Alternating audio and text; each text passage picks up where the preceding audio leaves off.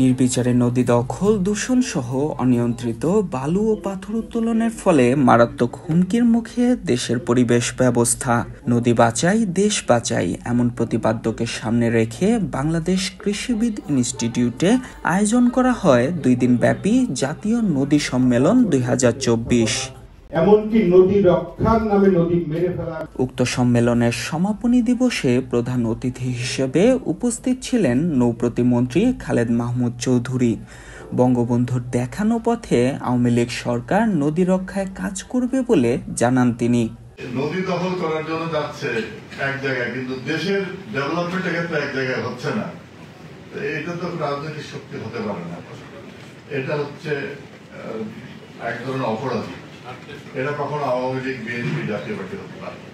এবং অপরাধী সরকার তাদেরকে অপরাধী হিসেবেই নেয়।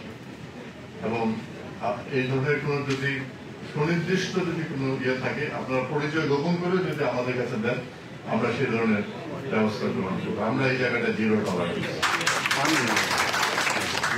আমরা চাই না যে এই ধরনের অপরাধী, দখলদার, দূষণকারীদের কাছে বাংলাদেশের এত বড় একটা অহংকার, এত বড় গর্বের জায়গা পরাজিত হবে। এটা আমরা মানতে পারি না, আমরা মানবো না। সংগ্রাম নিরন্তর।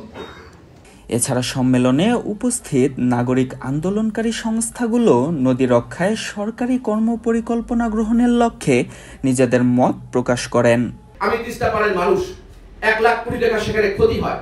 আমরা বলছি বিজ্ঞানসম্মতভাবে নদী রক্ষা করে, পরিবেশ রক্ষা করে, নদী পাড়ের কৃষককে রক্ষা করে, কৃষি রক্ষা করে আমাদের এই নদীর পরিচর্যার কোনো বিকল্প নাই। নদী যেহেতু সৃষ্টি করা যায় না, তাই নদী ধ্বংসও করা যায় না।